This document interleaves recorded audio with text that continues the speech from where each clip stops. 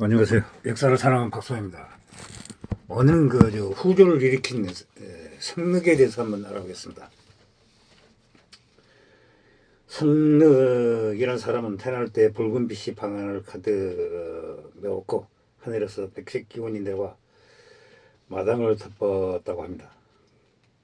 그리고 성능이 14세가 되었을 때 고향 사람들과 함께 장사를 하기 위해 낙연으로 갔습니다. 동문에서 크게 외치며 물건을 팔았습니다.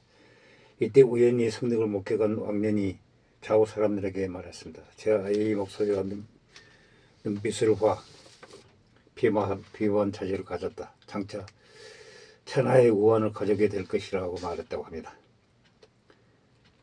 그 후 급히 사람을 보내 그를 붙잡으려 했으나 이미 성덕이 낙양을 떠난 후였습니다. 성덕은 사람에서 기골이 장대하고 덩치가 컸다고 합니다. 담력과 영명이 있었고 기마와 사격을 좋아했습니다. 그의 아버지 석주갈조는 성격이 흥포하고 거칠어서 다른 갈족들로부터 심의를 받지 못하였습니다. 성덕의 아버지를 대신하여 갈족들을 통솔 하였습니다. 많은 갈족들이 그를 사랑하고 신뢰하였습니다. 성덕이 살던 무향의 붉은 아래 집 주변에는 풀과 나무들이 모두 철기 형성을 하고 있었다고 합니다. 집들의 정원에서는 인삼꽃이 사람의 형상으로 자랐습니다. 이를 본 마을의 장로와 점쟁이들이 성능에 대해 말했습니다. 저 어랑캐는 생김새도 기이하다. 다른 뜻을 품고 있어 그 비상함을 해할 수 없다고 하였습니다. 당시 많은 사람들이 이를 듣고도 비웃었으나 오직 오사라 곽경과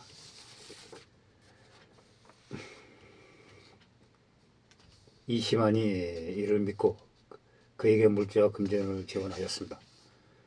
성능 또한 그들의 은혜에 감동하여 열심히 살았다고 합니다. 선인태한 연간 서기 302년 기근이 들어 갈족 부족들이 뿔뿔이 흩어지니 성능도 안문으로 가서 의탁하였습니다.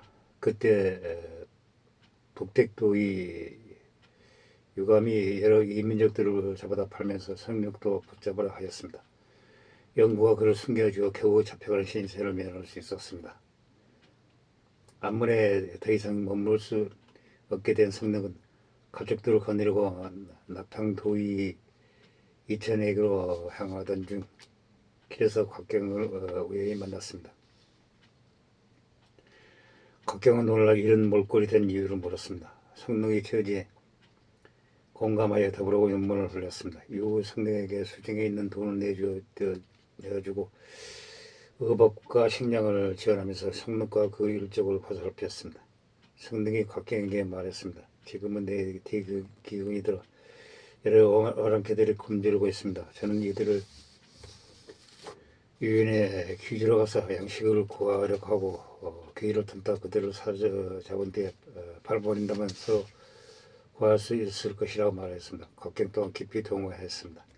이때 병주서사 동영공 사마 등은 공의장군 엄숙의 제안에 따라 장숙 곽경과 장릉을 보내 이 민족들을 붙잡아 산동지역에 노예를 팔아 군자금을 충당하였습니다.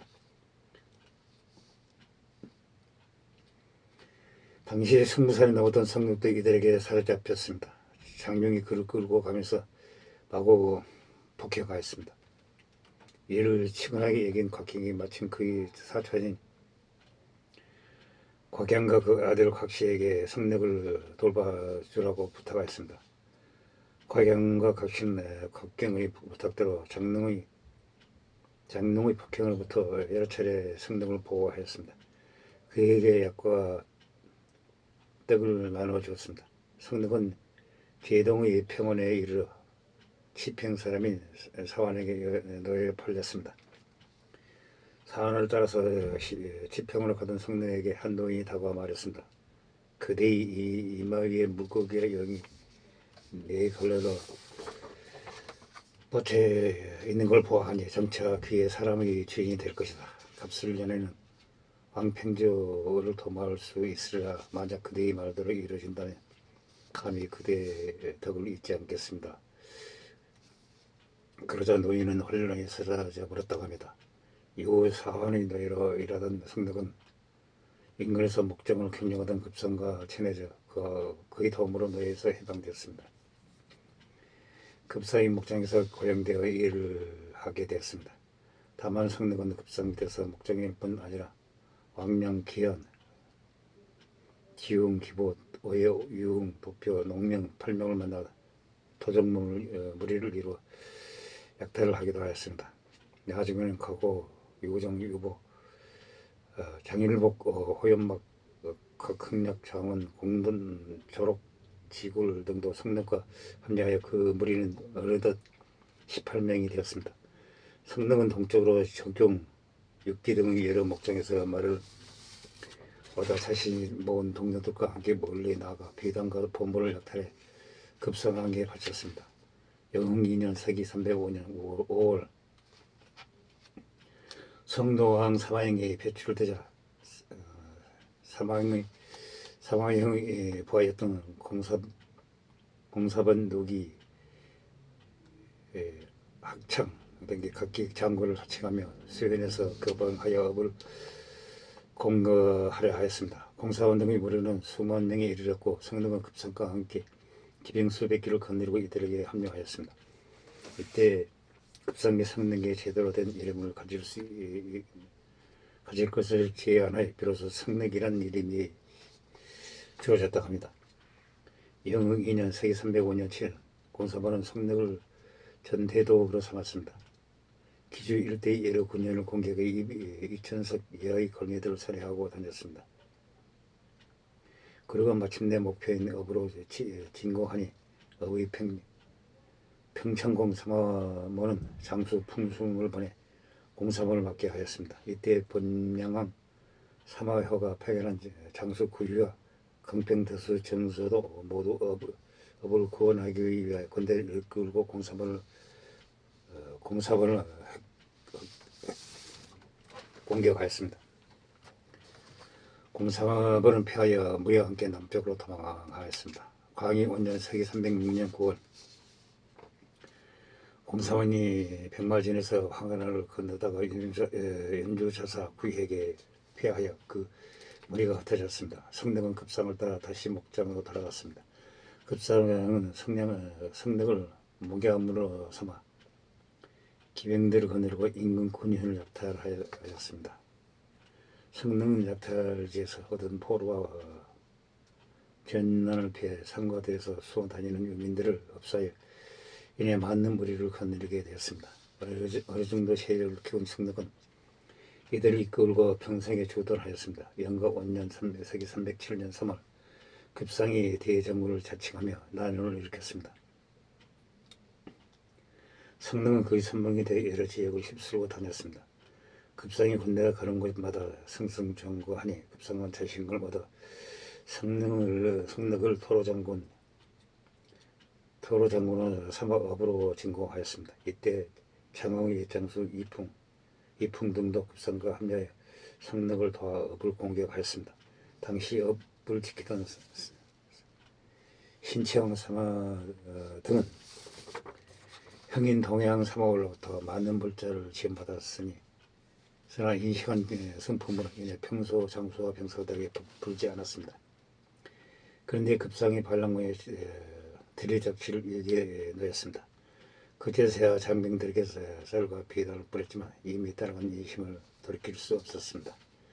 영가 5년 5월 급상과 성능은 사마등이 보낸 이근대수 풍송을 격파하였습니다. 곧장 업성의 인근까지 진격하였습니다. 사마등은 내가 병주를 7년간 다스릴 때도 오랑캐들이 성을 함락시키지 못하였다. 어찌 급상 같은 작은 도적 따위를 두라 하겠는가. 라면은 호기롭게 급상과 맞서 싸울 것을 선언하였습니다. 하지만 오래지 않아 사마등을 업을 지킬 수 없어 경기문을 거느리고 업성을 탈출하였습니다. 급상이 보낸 이풍기에 따라잡혀 살해당했다고 합니다. 사마등의 아들 사마왕은 영명하였지만 눈앞에 아버지가 해를 입은 모습을 보고 흥분하여 이풍을 쫓다가 스스로 물에 빠져 죽었습니다. 그날 업성은 급성과 성능에 의해 함락되었습니다.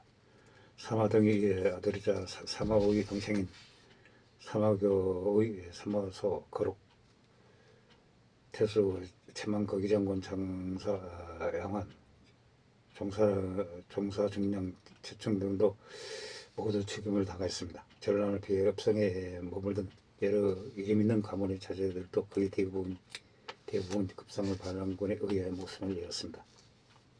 억공은 불타올라 열흘 동안 꺼지지 않았으며 10,000여 명이 학살됐다고 합니다.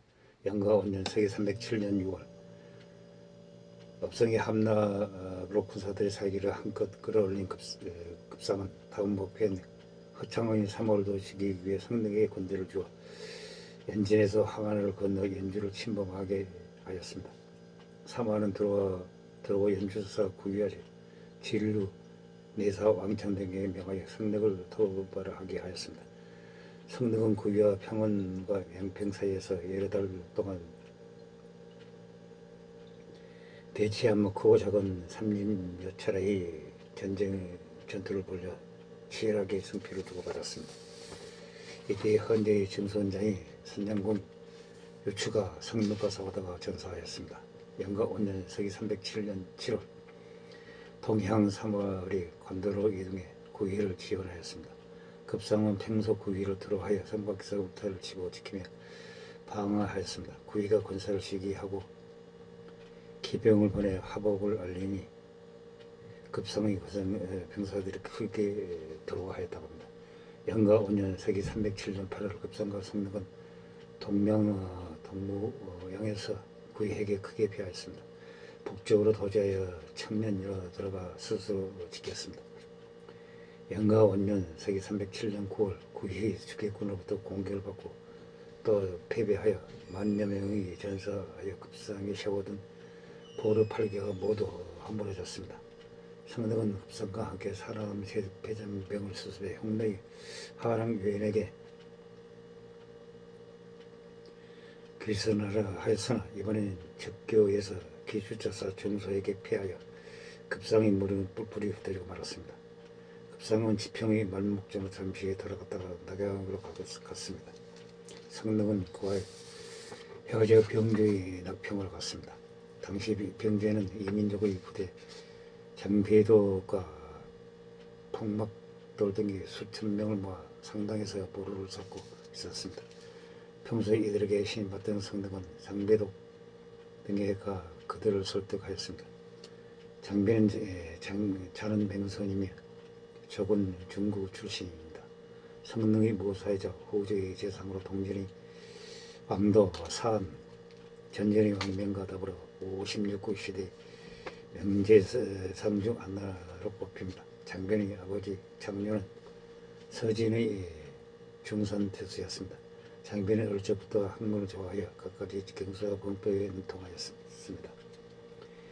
제갈량이 그리 했듯이 스스로 한 나라의 점령에 비유하며 한 고조 유방에 비견되는 군주를 만나기를 기만하였습니다. 그 뒤 진나라의 장하도독이 되었다가 그가 원하는 바가 아니라 병을 핑계로 그만두었습니다. 예언가의 난이 발발하자 309년 이후에는 성능에게 군사를 주어 귀주를 병합하게 하였습니다. 이를 위해 성능이 군자형을 설치해 인지를 구하였습니다. 스스로 찾아가 장변 성능의 부하가 됐다고 합니다. 성능은 처음에는 장변을 중시하지 않았습니다. 여러 차례 계책을 진화하여 성공시켰습니다. 서서히 장변은 중용하게 됐습니다. 311년 10월 성능의 경쟁장인 왕미가 청주에서 독립을 시도하였습니다.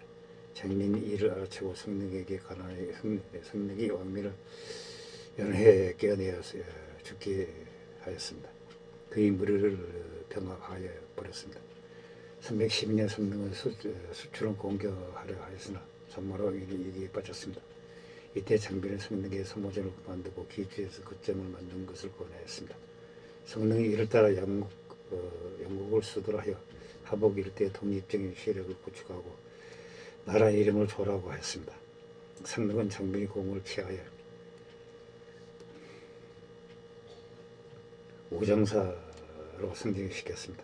기주의 대사마 왕중과 병주의 대장군 유고는 둘 다 선비적 단필제를 의지했으나 성능이 단필제를 사로잡은 후 잘 벗어벼 선비적의 지지를 받았습니다. 이기감을 느낀 나머지 동맹을 맺고 성능을 공격하려고 하였습니다. 이때 장비는 왕존의 움직임을 미리 알아채고 왕중과 유곤을 실제로 원수 사이라 서로 도와주러 오지 않을 것입니다. 라고 성령에게 진언하였습니다. 계책을 내어 유곤에게 기순 의사를 보여 암시임 식군 후 유지에 있던 왕존을 급습에 잡아주겠습니다. 이를 한 유곤은 뒤늦게 성령을 공격하다가 피하여 단필제에게 도망쳤지만 오히려 그에게 죽임을 당하였습니다. 이로써 기주와 병전 모두 성능의 손아귀에 들어갔습니다. 318년 성능은 장안에서 황제에 즉위하여 유의 명을 받고 조공에 임명되어 반란군을 진압하였습니다. 오히려 성능의 군대에 패배한 반란군이 유에게 항복하였습니다. 성능은 분노하여 수도 평양을 공격하여 불태웠습니다. 이후 성능은 유효와 화친하기 위해 사신을 보냈지만 유효가 이를 죽여버렸습니다. 이후 전조와 후조는 본격적으로 싸우게 되었습니다. 319년 성능이 진리한 후에는 대지법을 맡아 복양 후에 장빈이 복해졌습니다. 제상으로서의 후조의 조정을 장빈은 통할하였습니다. 장빈은 군약 견제정비, 유민대책, 후조 정권의 확립에 지대한 공헌을 하였습니다. 몇 년 만에 후조의 국력이 전조를 앞서기 시작하였습니다. 이는 모두 3년이란 짧은 시간 동안 이룬 것이었습니다. 장빈은 평소 덕이 있어 겸허하고 신중하고 부하를 아끼고 사랑하였습니다. 공과 사를 구별할 줄 아는 인물이었습니다. 법가에 의한 공정한 정치를 펼쳤습니다. 또한 성능의 조카인 대장군 석고를 견제하여 그의 생전에는 석고가 제대로 발휘하지 못했다고 합니다. 성능은 이런 장빈을 정의하여 그의 조정에서 그와 만날 때마다 용문을 단장히 하고 함부로 그의 이름을 부르지 않았다고 합니다. 장빈은 322년 외척 장하와의 관계가 나빠져 잠시 요양하던 중 병사하였습니다. 그의 사후 성능은 이를 매우 애통하기 위해 상기상시 우감록 대부로 추정하고 시효를 경이라고 하였습니다. 경량문까지 그의 시신을 배웅하고는 좌우를 돌아보고 이르기를 하늘이 나의 대사가 이루어지기를 원하지 않는 거라며 탄식하였습니다. 그 후 정하가 장면의 대의를 이었습니다. 그와 같이 일할 때에도 빅문이 탄식하길 오후 장민이 나를 버리고 가서 내가 이런 제배들과 일하게 되니 어찌 괴롭지 아니한가 하며 눈물로 흘렸다고 합니다. 이상 후조를 일으킨 성능에 대해서 알아봤습니다. 항시 부족합니다. 양해 부탁드립니다. 감사합니다.